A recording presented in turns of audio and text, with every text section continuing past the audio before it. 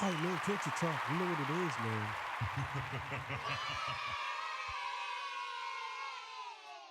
Back at it, whipping the Craftmatic, you know. All right, so today's episode, we're going to be talking about the interview from the female who accused Jay-Z of doing something to her when she was younger. I did an episode about this, but I didn't show the interview. So we're going to watch the interview. Before I get into that, you know, I got to get my spill. This is Torture Talk. If you like the content, please consider subscribing. If you're new here, let me work on your subscription today. All the beautiful, single, sexy ladies, put one in the chat. All the fellas, y'all know where to find the ones at. Just don't harass them. I don't sell no merch, but I do have content absolutely free. But if you want to leave a donation, link is in the description. Cash App, no more PayPal.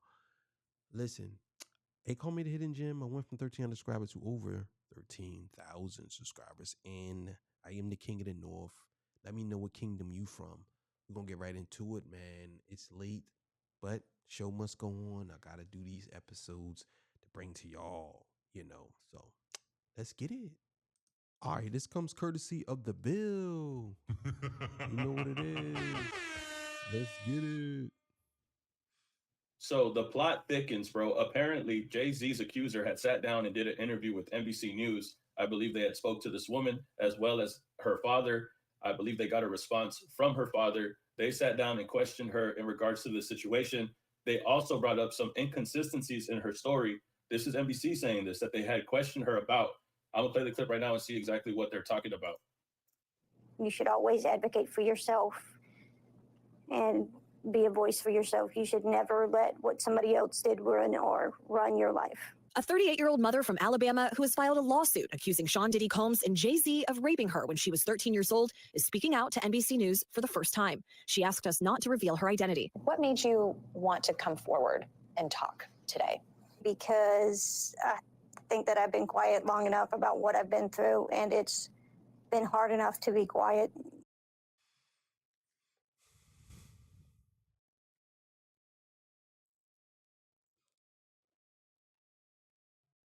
You already know how I feel about these things and people with their whole holding on to something for 20, 30 years and then saying, oh, it's been hard for me, but now I'm coming out now.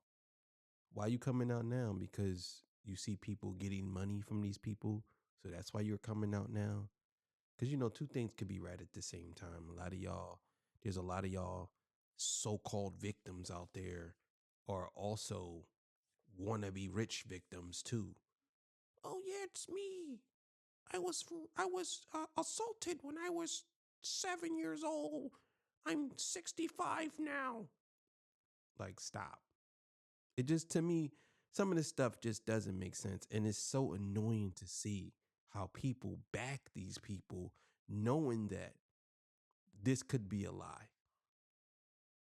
It's like, oh, we're not taking into consideration of other people's feelings and how they're doing these things. But at the same time, you got to ask yourself, like, is this person really a credible person to be following behind and trusting that they're going to tell you something that's legit or the truth?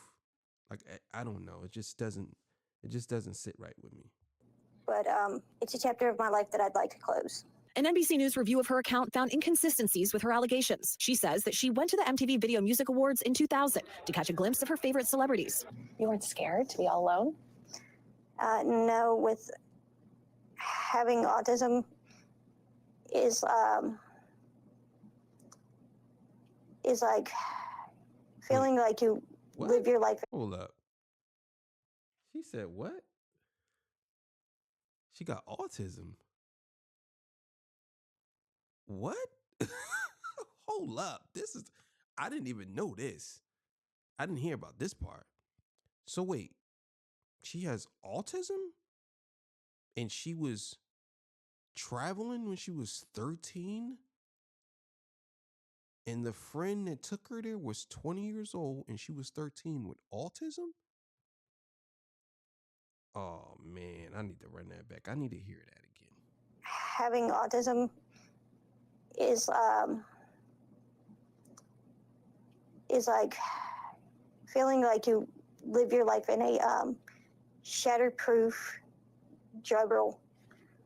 Okay, real quick. I didn't know that she had autism. I did not know that. So the victim was at the age of 13, if I'm not mistaken. You could correct me in the comments.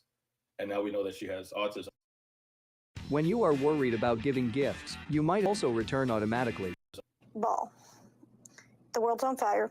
The fire is inside the ball with you, but there's no way for you to get out. In addition to having autism, the woman says she suffered a head injury. The night of the 2000s VMAs, she says a friend drove her from Rochester, New York to Manhattan, a more than 5-hour drive. Her attorney provided NBC News with the name of the friend who has since died. The woman says she spoke to Combs's limo driver who offered her Wait, so the person that knew about it, her friend that knew about it, is not alive right now? a ride to an after party. I stumbled upon Diddy. So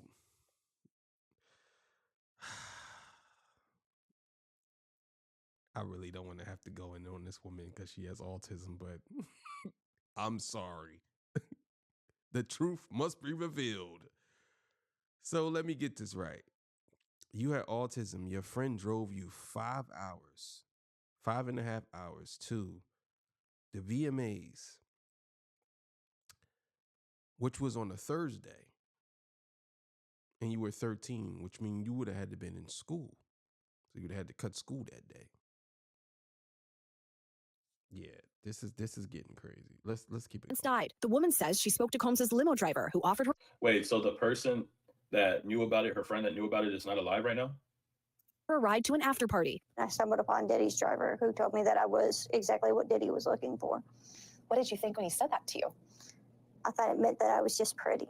She went to a White House, she says, where she spoke to musicians Benji Madden and his brother. I'm talking to Benji Madden about his tattoo because, I have about his tattoo. That's the Last Supper. In a statement to NBC News, a representative of the Maddens confirmed that they did not attend the 2000 VMAs and that they were on tour in the Midwest at the time. Wait, so you mean to tell me that the people that she's talking about, the musicians that she's talking about, they go by the name Maddens and they weren't there at the VMAs where she's saying that she had spoke to them? They were at the Midwest doing a tour? Yeah, she probably was hallucinating or something because I hate to say this, man, but some people, man, they have these delusions of grandeur in their head. And not to say because she has autism that happens. I don't really know too much about autism. I know that it's kind of a disability, but not really. But I don't really know too much about it. So don't flame me in the comments. I really don't know too much about autism. But I will say that that to me it seems like she's making up stuff. You know what I'm saying? Because these guys are saying it wasn't even there. And she said she talked to them. It's kind of like a person who believes that they talked to or seen a celebrity or talked to a celebrity. That's exactly what it is. And the celebrity says, well, I was never there. And they say, yes, you were. I talked to you. I did talk to you. And it's like, nah, you didn't talk to me. You know what I'm saying? You tell your brain something long enough, like it, you kind of like start to believe that it's the truth. And I think that that's the case that's going on with her. She probably told herself this over and over and over again. And that's what happened. Wait, so hold on. So then why would she say that? Why would she say that she had met them when they were never there? At the after party, she says she had a drink that made her feel woozy. Then she says Combs and Carter took turns raping her while a female celebrity watched. JC comes in. He at that point I was fighting, trying to get away from him, and he put his hand over my mouth and told me to stop it, cut the. After the alleged rape, she says she ran to a gas station where she called her father, who picked her up and drove her home. We rode home in silence. He didn't ask me what happened. He didn't ask me what I did or where I was. In an interview with NBC News, her father said he could not verify the claims. Quote, I felt like I would remember that, and I don't. I have a lot going on, but I mean, that's something that would definitely stick in my mind. Now, this is the father of the accuser saying this, saying that that's something that I feel like I would have remembered. I mean, granted, that is his daughter. So we have the father basically saying that he would have remembered if this happened. I don't know. It's very strange. He said. And why would she not tell her father that she just got assaulted by Jay-Z and Diddy, of all people? I mean, wouldn't you tell your dad, hey, Jay-Z and Diddy did something? It's not like just some regular dudes from up the street. We're talking about Jay-Z and Diddy. Like, come on. Another celebrity. Daughter. So we have the father basically saying that he would have remembered if this happened. I don't know. It's very strange. He said, when we asked the woman about the contradictions in a phone interview on Friday, she said that she stands by her statements. I have made some mistakes, she said. Honestly, what is the clearest is what happened to me. The inconsistencies in her account of an incident alleged to have happened 24 years ago does not necessarily mean the allegations are false. The accuser's attorney, Tony Busby, said, because we have interrogated her intensely, she has even agreed to submit to a polygraph. This has been extremely distressing for her, to the point she has experienced seizures and had to seek medical treatment due to the stress. No, I'm not rolling. No, I'm not rolling. No. So now all of a sudden he's questioning you about the validity of your claims, and you having seizures, and you getting rushed to the hospital because you got to tell the truth. Nah, I'm not rolling with that. She has even agreed to submit to a polygraph. Just to be clear, guys, a polygraph isn't always accurate. It's not the best reliability to get the definitive answer. But I mean, I guess if she agreed to take the polygraph, we're about to see the results, and we could see. We'll wait and see when that happens, if that happens. In a statement to NBC News, Sean Carter said, this incident didn't happen, and yet he filed it in court and doubled down in the press. True justice is coming. We fight from victory, not for victory. Wow, so Jay-Z already said this. I don't remember Jay-Z saying this in that note. Maybe this is a different response, but it seems like Jay-Z is willing to go to court and go all the way against this person, and or specifically this lawyer who I'm talking about. Double down in the press. True justice is coming. We fight from victory, not for victory. Yeah, I'm scared of what could happen, but I'm more afraid of letting it eat me alive from the inside out than I am of.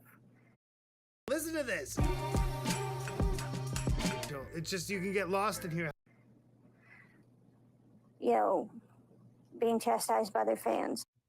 All right, Chloe Malas joining us now live. Chloe, we just heard a very strongly worded statement from Jay-Z. What else are you hearing from him and his team? Yeah, so his attorney said that they're going to ask the court to, quote, dismiss this frivolous case. And also moments ago, we heard from Diddy's legal team, and I want to read you some of what they said. They said, quote, this is the beginning of the end of this shameful money grab. And remember, he remains behind bars at Brooklyn's Metropolitan Detention Center, and his criminal trial begins in May. All right.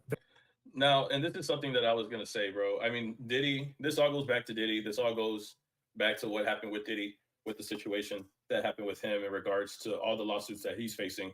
Busby, which is this lawyer right here, and go back to the picture of him, was the person that was suing Diddy for 120 lawsuits or whatever the case was in regarding to 120 victims, apparently 60 men and 60 women or something like that. But now Jay-Z is being sued. Jay-Z is being sued by the same person. Diddy's team is responding to everything in regards to everything happening to Jay-Z, pointing out that this man is after Jay-Z, just like he's after Diddy. So I don't know where this is going to go. The inconsistencies of the story also follow up by the way that they had dropped her off. Now, the things that I wanted to point out in the story, to be honest with you, was this part right here. A friend drove her from Rochester, New York to Manhattan, a more than 5-hour drive. Who is this friend that took her, bro? They said that the friend that took her had died, right? Correct me if I'm wrong. But if you're 13, how old is your friend that drove you? And you drove from Rochester, New York to New York City by car, 5 hours as a teen, 13 years old? How old was the person that took her, bro? I just don't understand how a teenager and another teenager could take a drive like this. Or I don't even understand how a teenager could be gone for 5 hours and her parents not know. And then ask your father to pick you up, and then your father picks you up and it's just quiet. I would think that if you took off 5 hours from where you originally were at, the parents would be furious, upset. The last thing that they would be is quiet. I think they would be worried as well, more than upset. And that's why the father, when he had made the statement, he said, I felt like that was something that I would have remembered. I felt like that was something that would stick in my mind. The other thing that she had mentioned was the musicians that she spoke to, saying that these musicians were there around the time of the VMAs, but then they have, I guess the people that speak for them come out and make a claim and say that the Maddens confirmed that they did not attend the 2000 VMAs and were on tour in the Midwest at the time. So this is another thing that this is another thing that NBC was calling out, saying that there's some inconsistencies in her story. But NBC did question all these things that they noticed in regards to her story, in regards to her allegations. Yeah. I mean, it's going to be more that's going to come out. It's going to be more inconsistencies. You know, the crazy thing is, I said earlier that the lawyer's probably going to drop the case. You know what? She's probably going to do it. She's probably going to say, I don't really want to be a part of this no more. Just leave. I'm just going to let it go and leave it alone or whatever. Because from what I'm seeing, yeah, she's the stories that she's coming up with. Your dad don't remember, and you saying, well, he was going through a lot in his life, and then you drove at 13 from Rochester, New York, all the way down to New York City, which is a 5-hour drive, and you're going at 13 for hours at a time, and your parents don't know, and you call your dad, and your dad comes to get you. Like, you know, I don't even know if they had GPS back then. I think they did. I'm bugging. They had Tom and all that stuff, but I just think that this story is just weird. It's a weird story. And to me, it's like, I can't believe it. And just goes to show you that even though through some of these inconsistencies, that's what happened. But either way, man, you have yourself a good afternoon. It's late. And yeah, I had to do this. Got a couple of more. See y'all. Peace. Bye.